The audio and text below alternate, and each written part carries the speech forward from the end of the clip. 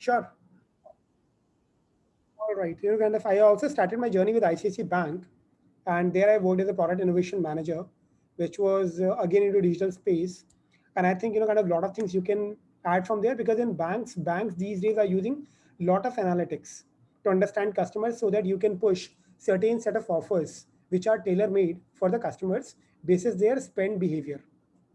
So I think a lot of value that you can add in your portfolio by enhancing your skills from the analytical perspective.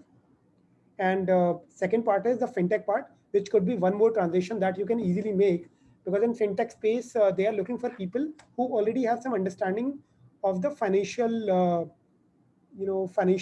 sort of perspective in terms of industry.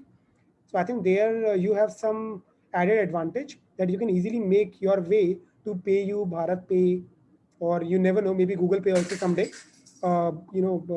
as your next switch from the career perspective.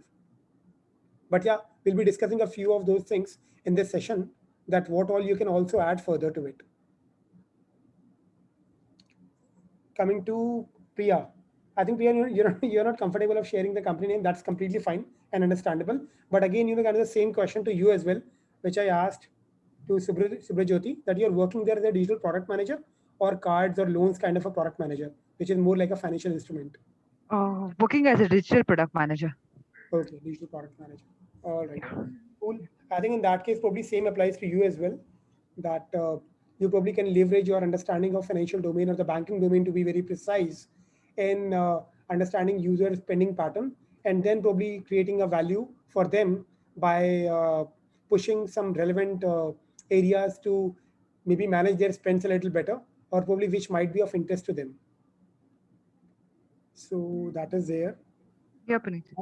Sure. And I think, Abhinav, I think you are an SEO person, which I got to know from your LinkedIn profile. And you're working with Paisa Bazaar right now, and working on the organic growth, right? Right. So, organic part, I guess, is a very, very intrinsic part of product management. And even if you don't know SEO or organic growth part already, you eventually need to spend some time and energy to understanding that space, because these days, kind of companies are focusing big time on acquiring people organically. You can always acquire people as many as you want through some paid promotion. But the beauty is that when people are landing on your site, after that, they need to interact with certain forms and all in order to get registered. So in that case, you need to optimize that landing or the acquisition practice a little better, so that you can increase the conversion. And I think organic growth is something which is definitely aimed at every company is having these days. So your SEO knowledge would definitely an add-on once you become a product manager. Coming to Samarpita, I think you're also working with a bank which is HDFC, and you have done your MBA in marketing, and you're working there in the capacity of maybe kind. I think you are more like in a client dealing kind of a role, right? Is it so, Yeah, Samarpita? right. Yeah. Right.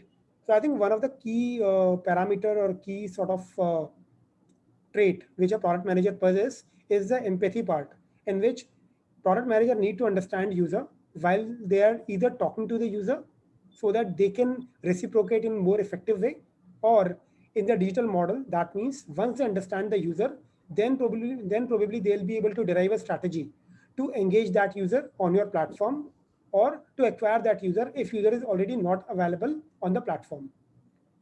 So talking to people would also be a very important trait, because you'll be talking to a lot of stakeholders day in day out.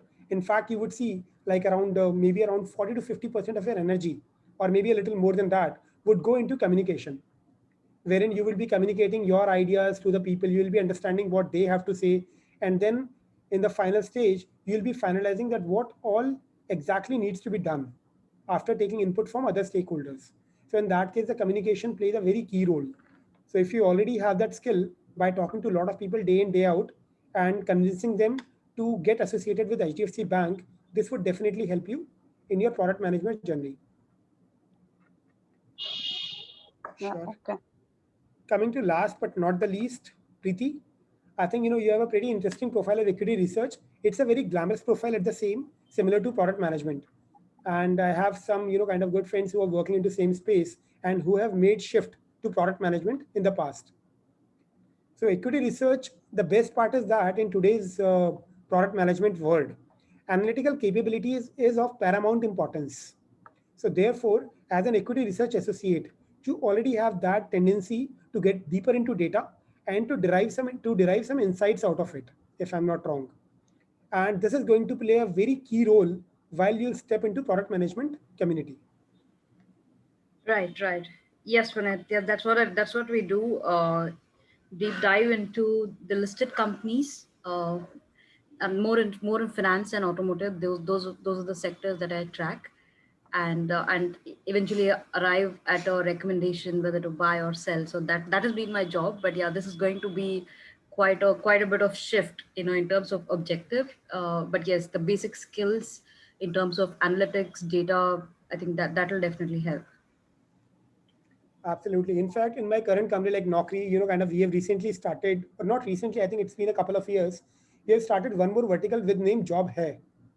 So Job Hai is primarily focused on the blue collar segment. That means like delivery boys or maybe plumbers or mechanics or carpenters and all these people. Mhm. Basically, that is kind of the project is aimed towards these kind of audience, and the person who is heading product part over there is a person who has converted from an equity research role or a corporate role within the InfoEdge group to that job hai segment. So Oh, that's kind of I can see kind of similar kind of switch to you as for you as well. sure, sure. Thanks, Puneet. Thanks for the intro. Thank you. Right. So I think kind of fortunately, or the good part is that you already have a certain amount of heads up, like all of you, that you are doing in some, you are already performing some role in some space, which eventually is going to contribute or probably give you some extra fuel so that you can cover your product management pursuit journey a little faster. I'll quickly, kind of introduce myself and would not spend enough time because you already know me, I think. So I'm currently working as a VP product management with Naukri.com, as Ritik has mentioned. I'm right now a couple founders of a couple of stealth mode startups and I'm a mentor and board member of a couple of more, which are focused on computer vision and cryptocurrency and blockchain as well. Now, from the previous perspective, I've worked with Expedia, ICICI Bank in the capacity of product management professional. And before doing my MBA, I did work as a full stack developer with Pitney Bowes for approximately three to around 4 years. Now, quickly jumping on product management, you all know about this, and you all have shared your perspective as well. Like as per you, what is product management to a certain extent? Now, what is product management? It is very much you as well. For yourself, you are already managing a product, which is you and your life.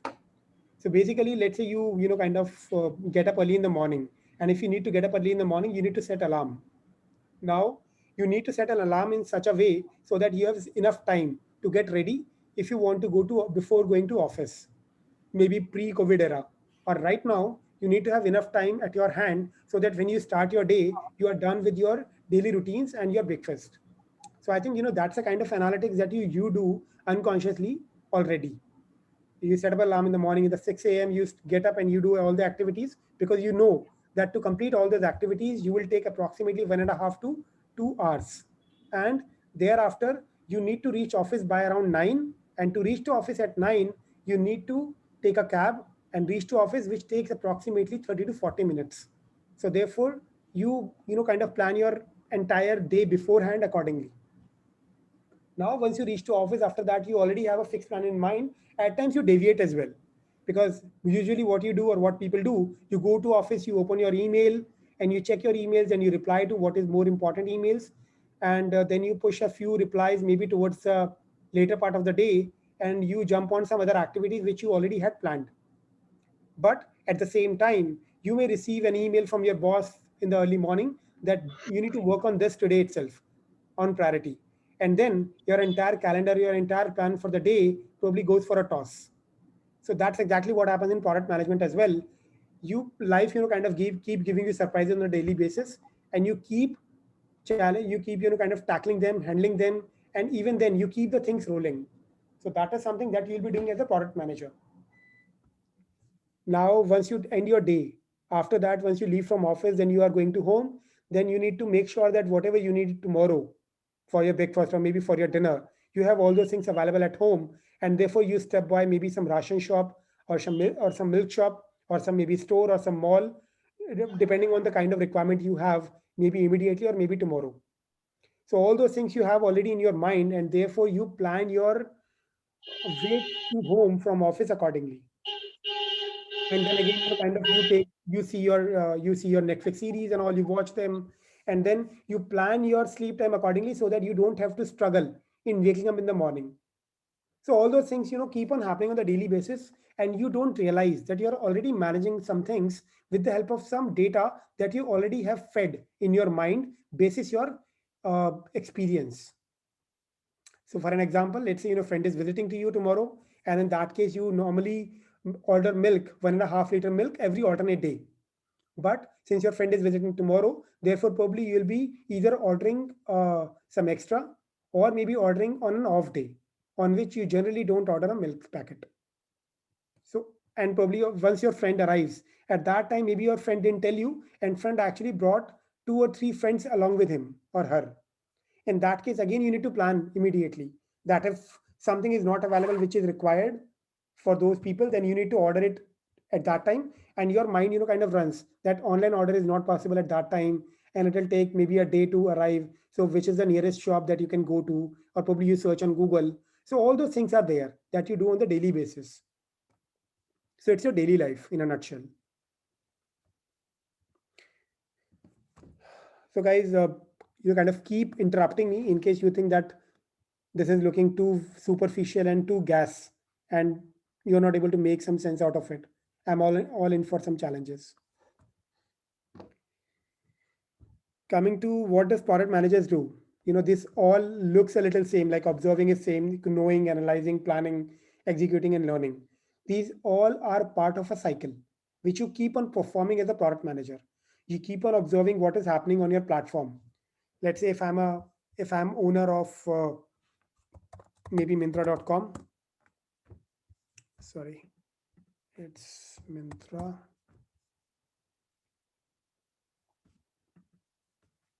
Yeah, there it is. And now, kind of I've recently launched one this feature that invite friends to EORS, end of reason sale, and get up to 150 my cash, Mintra cash, mine cash for every person who visits. Now, in case you have this feature to be launched, now in that case, you need to just make sure that this feature is prominently visible on the site. At the same time, this should not push some important stuff so down that people are not able to discover it. So therefore, all those things, kind of you keep on visiting, you keep on doing, you keep on checking, even after you make this thing live. Okay. And then you are, kind of you are making sure that people who were visiting sections earlier, they were not getting dropped off, like they were not leaving site a little early, and the conversion of the site is not dropping. So all these things you are continuously observing. So in that case, the observing part comes into picture.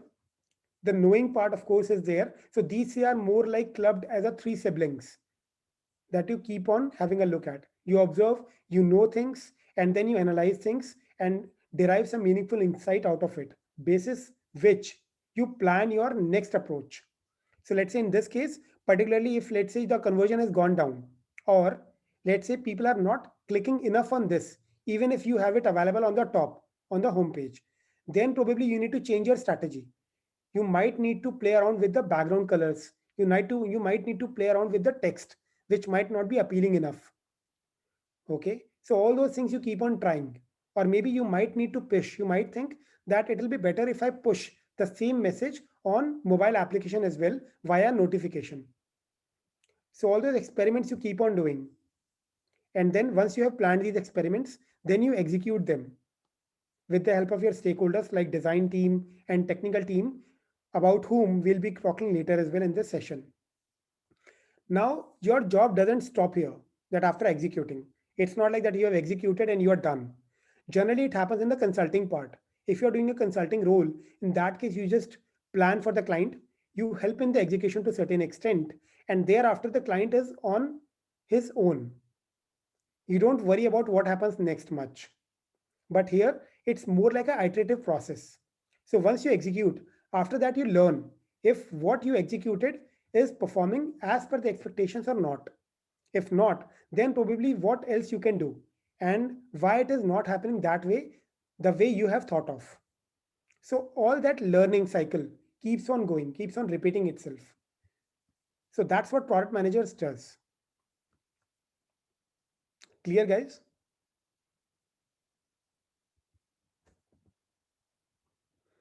Okay, Yes, I'll jump. yes. Okay, I'll jump on next quickly in case there are no questions. So these are kind of a few stakeholders that are very prominently and probably available on almost every single organization you would work with as a product manager. At times, if you join a startup, then you might have an overlap with certain stakeholders because in startup you don't see a lot of structure and therefore product manager will be required to wear multiple hats. But if you join certain organizations which are structured, which are mature in the market already, maybe with the likes of Microsoft, Naukri even, or Flipkart, Amazon, which are pretty big now. So there you might not see that you will be playing role of these people as well to some extent, and you'll be playing role of core product manager. Now, which all are important stakeholders and why? So let's say some idea came to your mind, or maybe you analyzed some data and you thought that probably this is not working. The same example that we discussed earlier. Now, what you need to do, we discussed that you need to probably do one approach, try one approach, which is that you need to change background, you need to change look and feel, and all those things. Now, in this case, you need to talk to designers that, dude, this is not working. I know that, kind of the kind of feature that we have launched is exciting, but probably the visibility that we have awarded to it is not good enough. Or I want to test if people are actually viewing it and ignoring it to click, or they are completely missing it. So then you talk to designer, and designer will come up along with you with certain other strategies, certain other look and feel, which looks more prominent. Then after agreeing upon with the designers on the design part, you get to engineers to check that what amount of time will it take to implement it, and what all is required to be done. Then engineering team will give effort estimate that it will take probably 7 days to implement or 2 days to implement, and we can do it now. We can pick it. So then engineer comes into picture in terms of execution.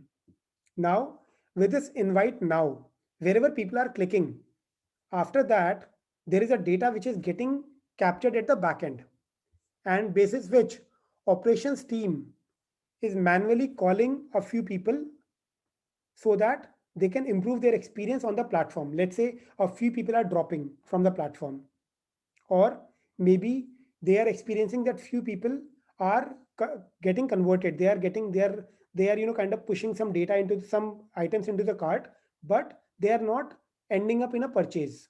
So in that case, operations team might play a role to identify those people and maybe talk to them as well to certain extent. And this part at times is shared between operations and customer support both ways.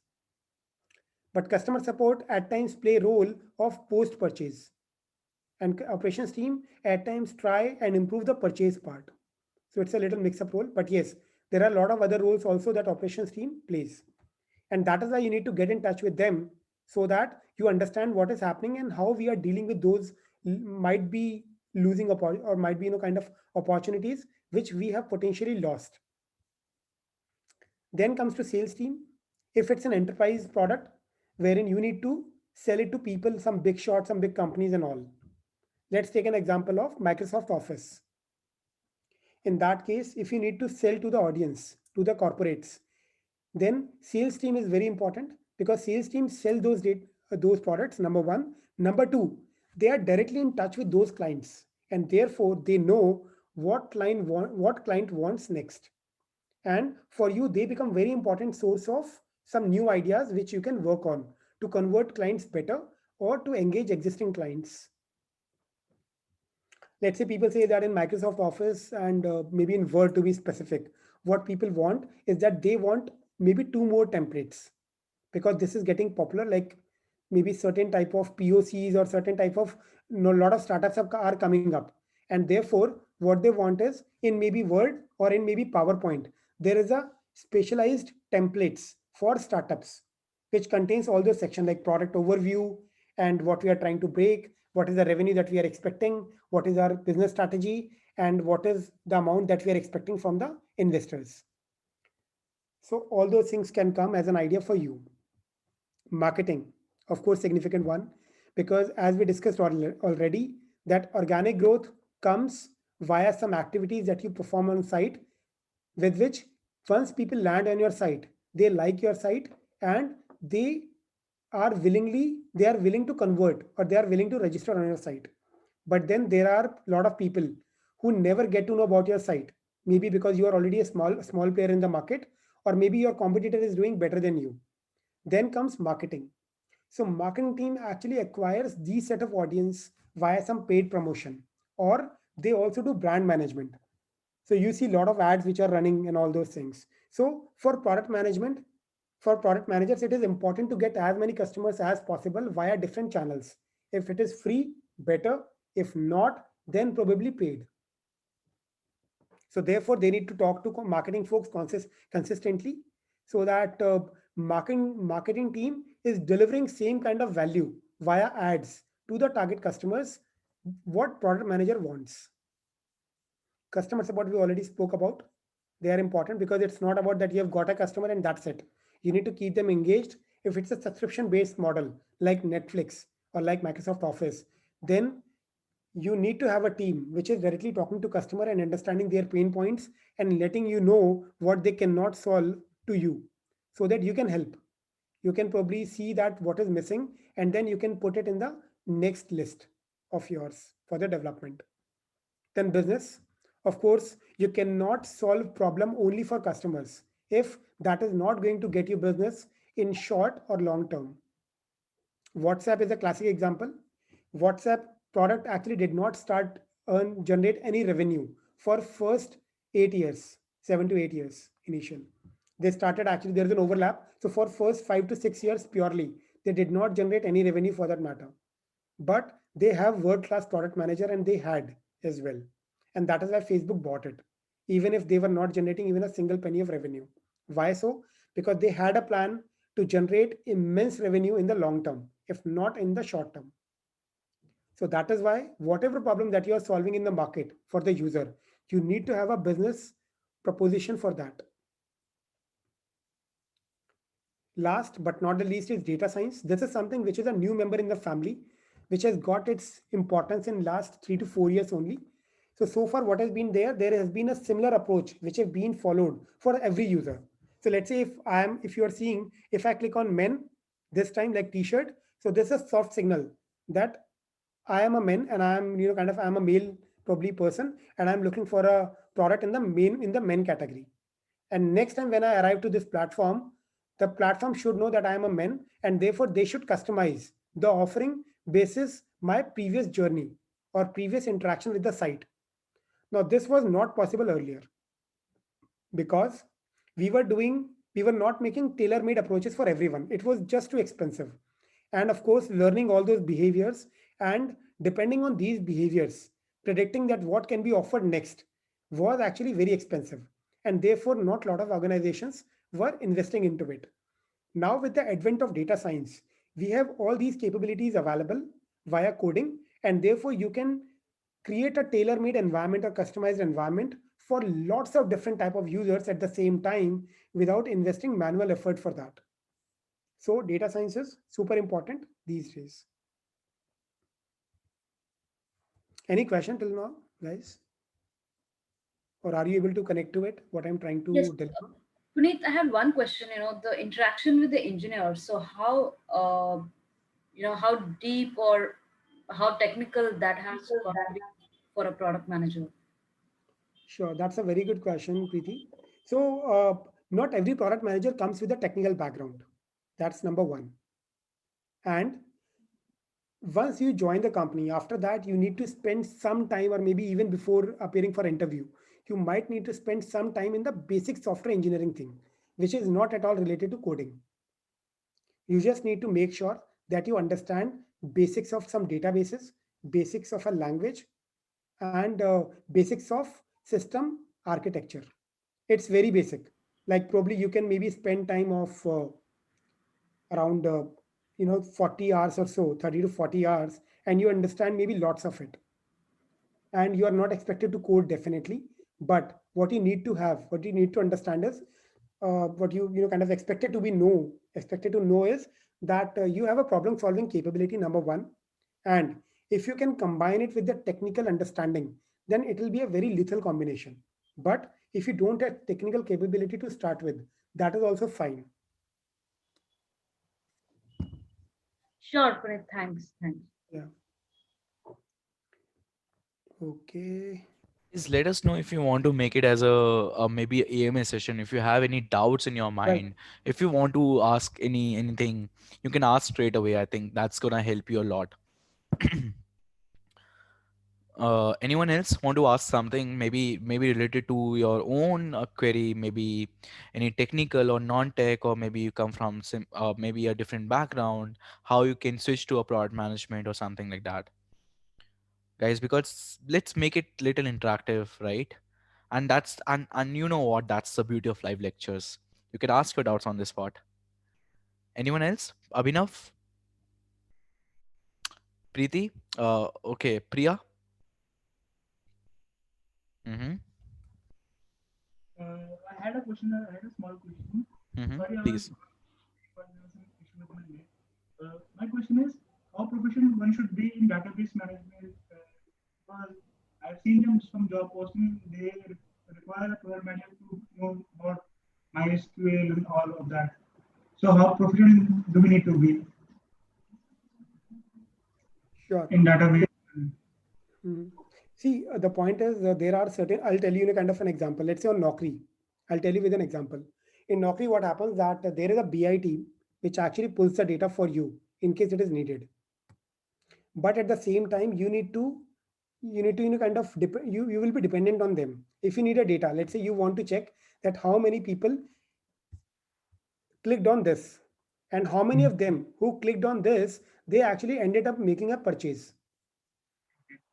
Okay, so in that case, this will tell you the success of your feature. Now, in the early stage, when you launch something new, you don't have a very sophisticated dashboard with which you can just click on a button by entering a date range or selecting something from the list and then enter, and you see the result. You see the data. It does not happen because building a data or pushing the data to a dashboard, a sophisticated one, takes some effort. And therefore, you push the data to a sophisticated dashboard only when you are confident about it, that you want to pursue this direction in future as well. And if you want to get the early stage data, in that case, you might need to query database yourself. Some basic queries.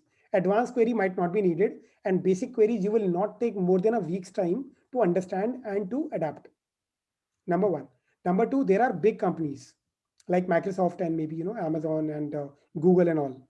So these people generally try and see people who are comfortable with SQL, while people might not need SQL to use there, because there they have certain large system of a proper team with which you can always ask the data.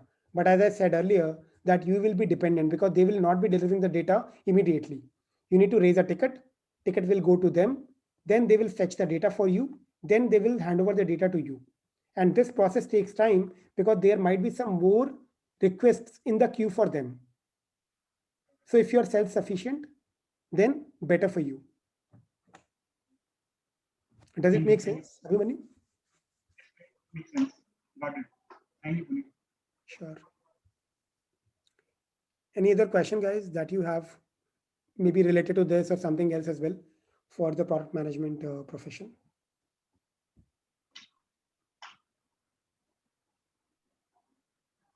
Anyone else? Subra, Jyoti, if you have any questions. Samar, Preeta, if you have any questions right now, like even if you have some personal doubts, you can actually can talk to us and we can actually solve it out. I think that's gonna help you a lot.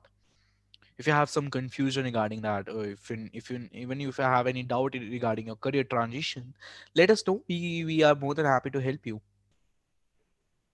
Right, right. Because kind of the idea of this presentation, having this PPT, is just take it through some structured way.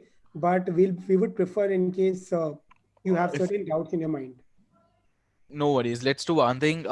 We can go ahead with the session, Puneet sir, and if anyone guys feel any doubts, just let us know. We are more than Yeah. happy to help. Ritik, I have a doubt, Puneet. So if I may ask, so as we can see on this particular slide, there are many roles, people who must have spent many years in different functions. So is there a natural progression for these guys who eventually become product managers? Or the other way to put it is, why is it difficult for someone in marketing to graduate as product manager, and hence there are these probably 3 or 5 characteristics which differentiate a successful product manager from a guy, let's say, from sales or from data science, etc. Sure, Preeti, and a very good question, I must say, because this is very much contextual as well. So, okay, so one thing is, kind of, first of all, you should know that why you want to become a product manager. So it's not only about salary, it's not about only that getting into a stable job, getting into some big companies, or whatever you heard from some other people that this is what product manager does. So designers at time, kind of feels more happy and satisfied as designers. I work with a lot of designers from NIDs, which are equivalent to IIMs and IITs in India from the design perspective. And I work with them day in, day out.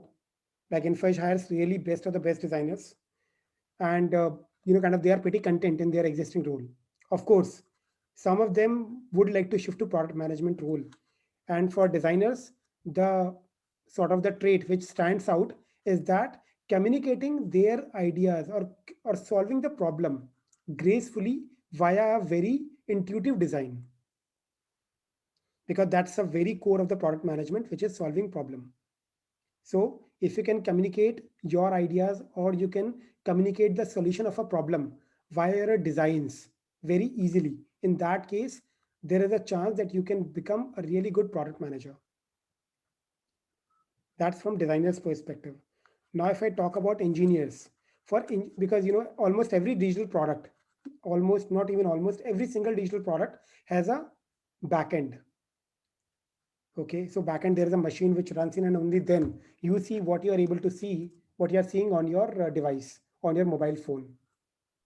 So in that case, engineers do know these things, that what kind of feature that they are rolling out, it is actually engaging product, is actually engaging users, number one. And performance is an important term. Performance, that means if somebody clicks on X, if I click on this t-shirts or maybe casual shirts. So once I click, after that, the amount of time this page has taken to load, this actually determines that if user would be waiting for this page, or if it will take more time, user will just close the window and open some other site. So therefore, performance matters a lot, and engineers understand the value of this very well. And therefore, they can become a product manager, a good product manager as well. Coming to operations guy and customer support together, as we discussed, because these people talk to customers on a daily basis about the problems that they are facing, or about the reason why they are not interested in our site anymore or the platform anymore. So this will actually give them first hand knowledge, first hand information of all those reasons, and therefore they are closer to users, and that is why they can do justice with this role if they combine it with their strong analytical approach and strong stakeholder and communication abilities. Coming to sales also, as I mentioned, kind of, I'm just repeating that thing, that since they know clients very well, they talk to them, they understand what clients think and what they want, and therefore they can become a good product manager's shift as well, because they have spent enough time in understanding client.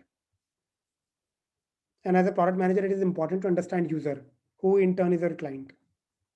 So this generally happens in case of B2B, not B2C. Of course, B2C also, it kind of happens. It does happen, but in B2B, it happens more than often. From marketing perspective, in fact, historically in Yahoo, there used to be a role which was very popular, which is product marketing. Even today, they have that role. But earlier, product marketing was a role which included both product management and product marketing, because they had thought that these two have quite a good overlap, and therefore they just clubbed these two roles. Now in last 10 or 12 odd years, the product management role itself has evolved a lot, similar to marketing, and therefore these two roles are different in the market. But because of the same reason due to which these were common earlier, marketing folks are likely to jump into product management with some extra skill set if they possess. Business, as I mentioned about job hai, like example earlier. So that person was in business only, business role in a way. And that person has made a shift to product management because there is a relevant skill set that the person possesses, and of course a strong inclination towards it. Data science, they know data, they know how to customize, when to customize, and they know how to read the data and how to find where the next improvement can be done in order to increase conversion or engagement, which eventually would help business grow. So therefore, if you have this capability along with communication skill and maybe some knack or some inclination towards design as well, so then you can be a lethal product manager. So does this answer your question, Preeti?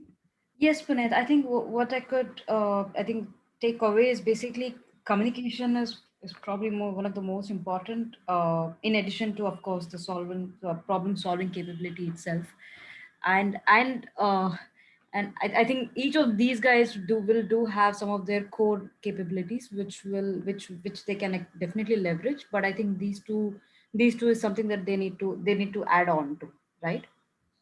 Absolutely. Yep. Communication is very much the key. Sure, sure. Thanks a lot, Puneet, for that detailed answer. Thank you. Sure. Sure. So I'll just quickly jump on this. I think I'll have 5 to 10 more minutes to spend. I have a hard stop at 9:30. We can have, kind of another round in case you want, or maybe Ritik should be able to help you out as well with your questions. But any other question if anybody has, or I'll quickly complete the deck. Okay. All right. So as I mentioned earlier, kind of there should be a handshake between business and customers. You cannot uh, you cannot produce something which is only serving a set of customers but not resulting in business and vice versa. So therefore, you need to understand problem statement, that what really you want, that why you want to build something.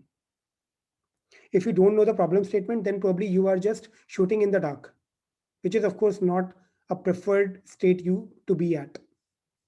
So you need to have this covered. Now, what to build? Once you have decided that this is a problem that users are facing, let's say you decided that on Zoom, people are facing a problem that Zoom is not converting whatever is being discussed into text, and therefore the automated transcripts or automated MOM, which people would like to build through meeting, is not being built. So therefore, then they think that how to solve this problem.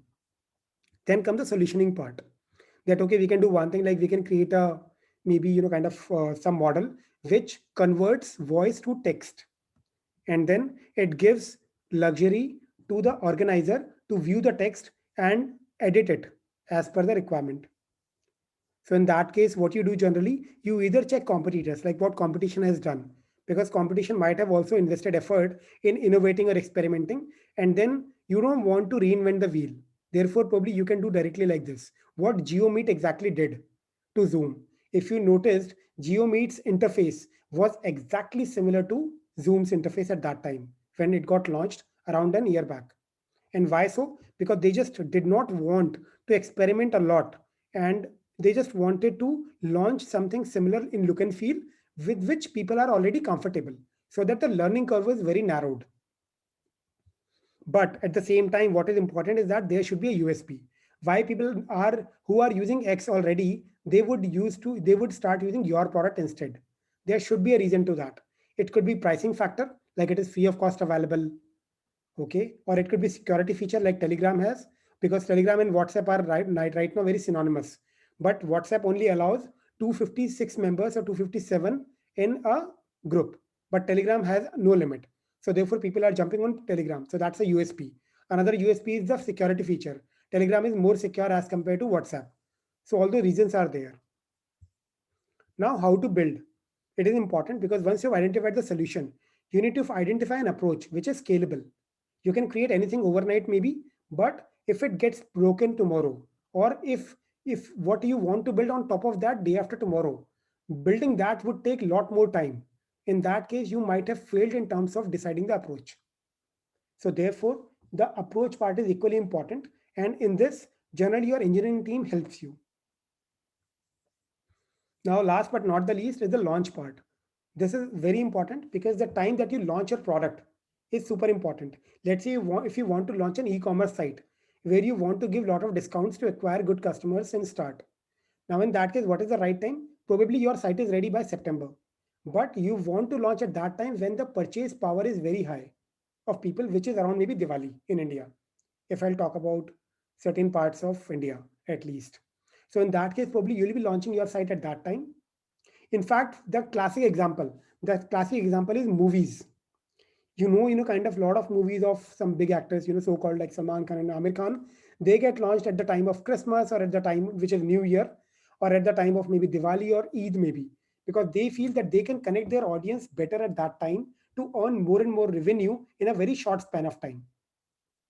So it is important, the timing. The timing is the word, guys. It is very important. Now, these are a few skills of product manager we have already spoken about, like user empathy, stakeholder management, user research. You need to know users, industry expertise. This comes over a period of time once you spend some enough time in the market. And then comes prioritization. You have 10 things at hand to do. But what would you do first? Because you don't have infinite resources. Okay. So that is something which is important.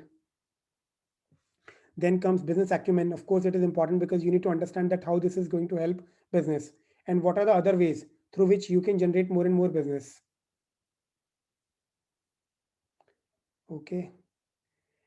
So communication is there definitely in the list. Design understanding, problem solving, roadmap, strategy building. So all these are very important traits to become a product manager. Then broadly, what is product manager and project manager? What do they do differently?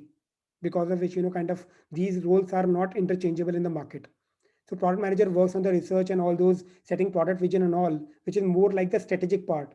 Whereas project manager does more like a tactical activities, which is more towards the execution part. And the three letters or the three words which are favorite of product managers is get things done. Okay. Coming to another one, like there are a lot of PMs. We have already spoken about a few. Some people convert from designer to PM, which is design PM. They have strong inclination towards design, and therefore they excel in that space in particular. Then there are data driven, which is more like the data science team turned data product managers, or BI, business intelligence team folks converted to product manager. They keep a very close eye on data, and they generally make their calls or take their calls basis data only. Then visionary PMs are there. These are more like people actually who understand market, who understand where economy is going, and therefore they can probably come up with the idea that what can be done next in order to meet the immediate customer demand after 6 months down the line. Then technical PMs who get converted from engineering, and then there are product PMs, which are more like some born PMs, you can say, and they have equal command over all data, technical, and design. Then these are the popular kind of sources from where people get into product management, like engineer becomes product managers, because we have lots of engineers and people who are engineers, they have done their BTech and all, and it is a little sort of understanding in the market that engineers have little better uh, logical abilities and maybe lateral thinking, or they have better problem solving capabilities, or their aptitude is a little better. So therefore, a lot of engineers these days are going for MBA, similar to me, and then they are jumping into product management. But a lot of engineers, after spending 5 or 10 years in engineering, they are also jumping into product management or in technical product manager role without doing an MBA as well. Then strategy consultant, which is having a good overlap with equity research, I think. So that also get into product manager role due to obvious overlapping in terms of requirements like analytical capabilities and the research capabilities. Then design marketing, we already discussed. Customer service, sales, quality assurance. Now, these are the popular growth path of product managers, usually in the kind of mature company in the market. You start as an associate product manager with approximately 0 to 1 years of experience, which is more like an entry level role. Then after that, you become product manager. In associate product managers, you generally do not handle anything independently. You only assist some senior product manager in the team who is a product lead or maybe even senior product manager at times. Thereafter, you become product manager. Here, actually, you start getting some independence, but not complete. So you get into that role wherein you start ideating, you start dealing or meeting with people independently and bringing up the ideas to the table and sharing it with the senior people to get a buy-in. Then comes senior product manager. Here you start independently handling a certain feature. Thereafter comes product lead. Here you start one feature which is a big feature and very critical to the business. So in senior product manager, generally don't get exposure to a very critical feature to be handled independently. Here you get feature which is probably secondary or maybe tertiary from the business standpoint. So in product lead, you get that feature which is primary importance for the business. Then comes AVP. Here you become more like a managerial role from an IC role, which is an individual contributor role. And there you deal or you lead a lot of PMs, and then you lead 2 or 3 different features at a time. And people start reporting to you directly as well. So till here, generally it's a flat hierarchy. Nobody reports to you in usual cases. But here, definitely at least 1 or 2 or 3 either SPMs or APMs or PMs would report into you. Then here you become VP and all. Here you handle a particular stream of business in a way from product standpoint, or maybe entire product as well, because here you become CPO as well. So if a product is small, company is small, then you become a CPO, which you handle the entire product, or you become a VP and handle a certain stream of product. Then you roll up to chief business officer, where you start handling business as well as you lead a product part. So the shift could be this to this, or at times shift could be this to this. It depends on the kind of organization you are working with. There are certain organizations which are sales driven, like Airtel and all. And then there are certain organizations which are more like product driven, like Microsoft. So Satya Nadella or kind of these people have been product managers earlier, and now they are working as a CEO without jumping to the CBO role. So after CBO, generally you become CEO and all.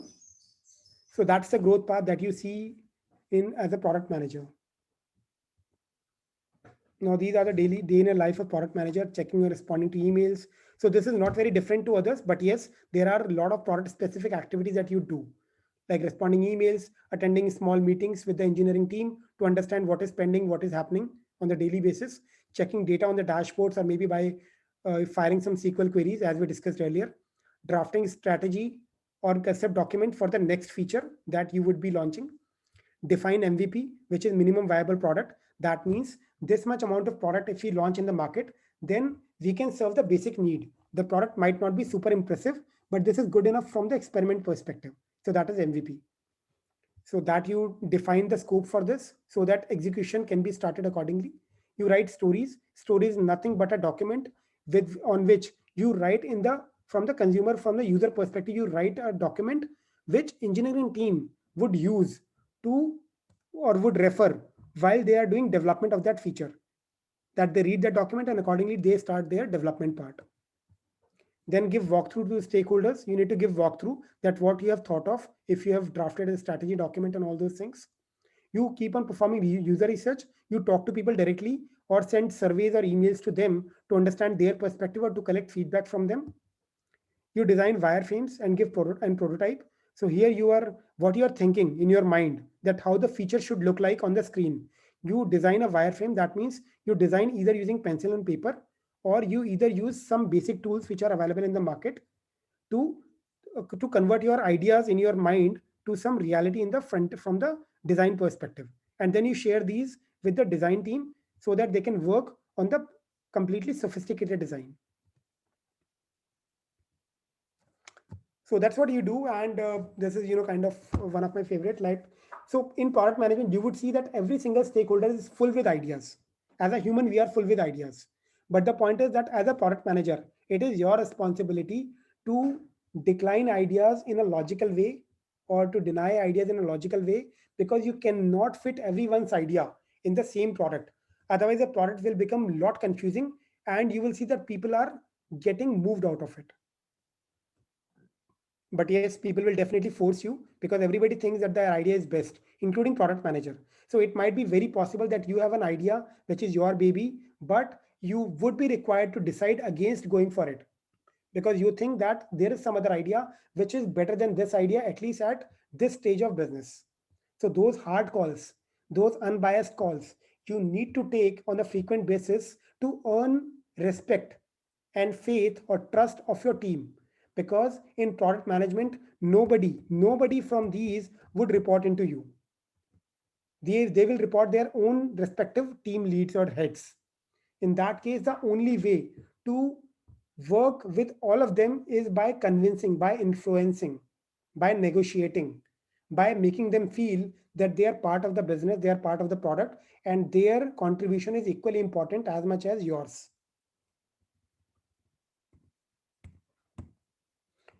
Of course, why should you go for product management? Some of the answer you already know, but it's an exciting career. Of course, it's again perception based. To me, I'm enjoying it to the fullest. You'll be one in many. You will see that there are a lot of product managers who might not be. There are very few product managers per developer. So you'll be one in many. You'll be highly valued. So it's more like handpicked. You will never see that there is a walk-in for product manager or there is a drive for product manager hiring. You will only see that there is a headhunting, which generally happens in the market. So therefore, it is very highly valued role. Opportunity to become leader. This is quite important because you understand all the aspects because you deal with everyone in the company, different functions. Okay, so therefore there is a clear opportunity to become leader. High salary, of course, kind of this is one of the important reasons why probably some of you would like to become a product manager. So of course that actually comes and it's probably one of the highest paid role in the market at the moment.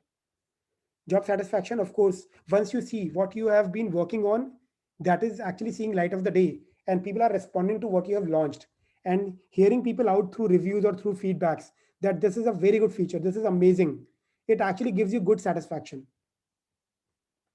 Entrepreneur, lot of product managers actually pursue entrepreneurship, or lot of entrepreneurs actually work as a product manager as well, consciously or unconsciously, like Ritik also does the same way.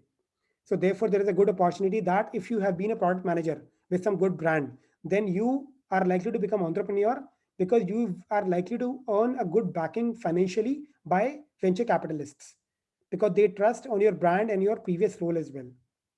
Of course, there are many more, but these are a few to talk about.